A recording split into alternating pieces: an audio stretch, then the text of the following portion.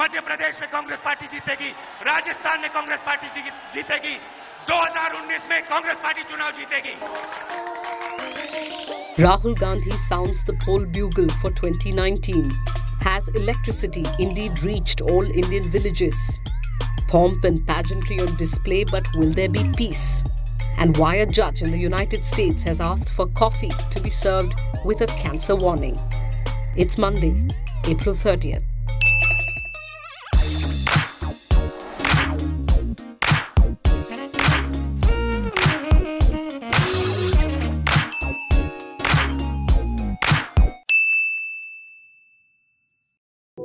"100% villages in India have been electrified as per government data.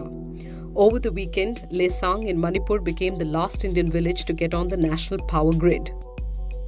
Does this mean everybody in India's villages has access to electricity? No. Here are 3 points that put this in context. When is a village declared electrified? If a mere 10% of the households in a village can access power, along with public institutions such as schools, the panchayat office, community centres, dispensaries, etc. Which is why, despite 100% villages being officially declared electrified, more than 30 million households still have no access to electricity. Even those households with electricity don't have access to a steady power supply. Has the Modi government performed better than the previous UPA governments?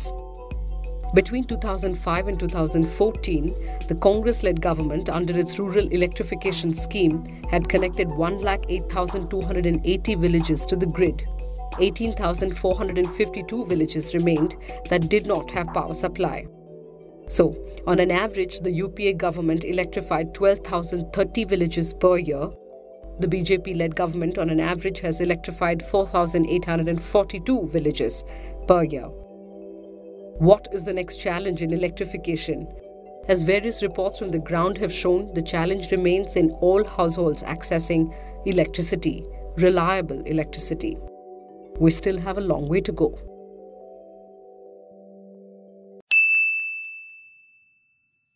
Karnataka में Congress party जीतेगी, छत्तीसगढ़ में Congress party जीतेगी, मध्य प्रदेश में Congress party जीतेगी, राजस्थान में Congress party जीतेगी, 2019 में Congress party चुनाव जीतेगी।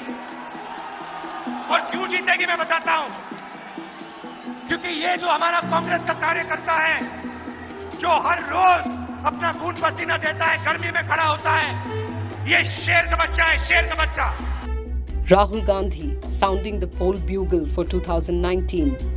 His address at the Jan Akrosh, meaning Wrath of the People rally, was clearly aimed at electrifying and mobilizing the cadre. The blistering attack on the Modi government included references to the recent rapes in Katwa and Unnao, alleged corruption and crisis in the higher judiciary.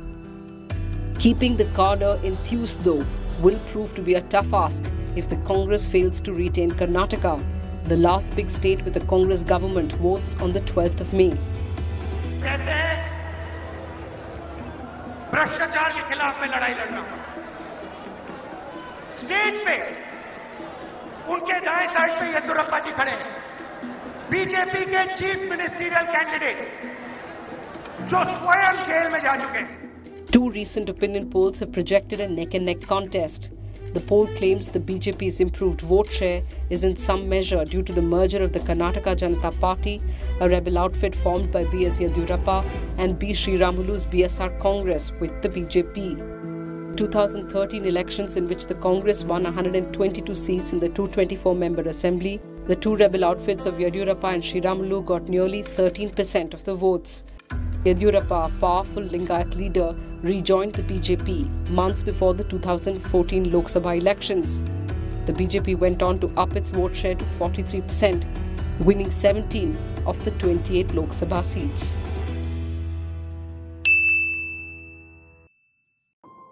Puducherry Lieutenant Governor Kiran Bedi has withdrawn her controversial order. It stated that the distribution of free rice to the poorest families in the Union Territory under a scheme will be stopped if villages are not free from open defecation and garbage. Needless to say, the Narayanaswamy government was upset.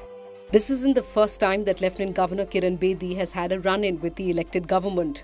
Just last year, Bedi declared that unlike the governor of a state, she is lieutenant governor of a union territory, is an administrator, and will have more say in the state budget. Bedi directly communicates with officials over WhatsApp groups, a move that upset Chief Minister Narayanaswamy, who asked that officials not bypass ministers in charge. The Chief Minister ordered that officials not use social media, WhatsApp, Facebook, Twitter for official communication. Bedi promptly scrapped that order. So, what are the powers of a lieutenant governor? Unlike states which have their own elected state governments, union territories are ruled directly by the centre. Every union territory is administered by the president through an administrator. The administrator is the LG or lieutenant governor.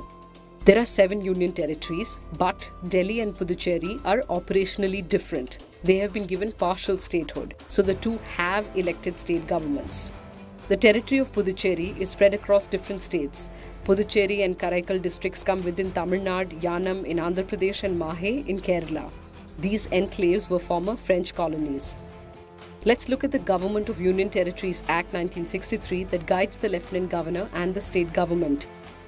Sanction of the administrator or the LG is required for certain legislative proposals regarding, say, the constitution of the Court of Judicial Commissioner and with regard to financial bills. Section 44 of the Act also says that the Council of Ministers headed by a Chief Minister will aid and advise the Administrator, which is the Lieutenant Governor, in the exercise of his functions in relation to matters with respect to which the Assembly or the Union Territory has powers to make law. But the same clause also allows the LG to act in his discretion in the matter of lawmaking.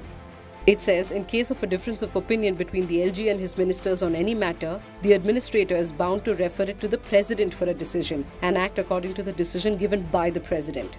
So, does Kiran Bedi have the powers to stop poor families from getting free rice under the scheme?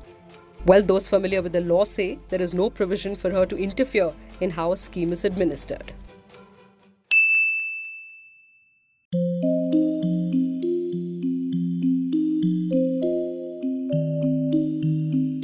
There was a lot of pomp and pageantry, but will there be peace? The historic embrace at the border between Kim Jong-un and Moon Jae-in was followed by a vow to denuclearize the Korean Peninsula. North Korean leader Kim Jong-un has vowed to shut down the country's nuclear test site in May and open the process to experts and journalists from South Korea and the United States.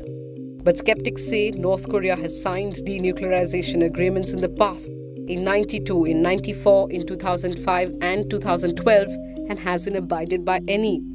But there are enough differences this time, the Washington Post argues, chiefly that 34-year-old Kim Jong-un is a very different leader from his father.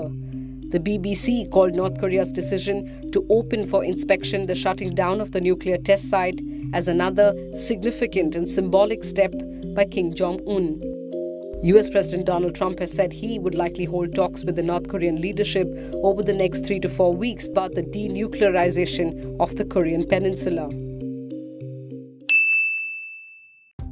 A California judge recently ruled that all coffee companies, including Starbucks, must serve the drink with a cancer warning. So, does coffee cause cancer? The debate begins with acrylamide.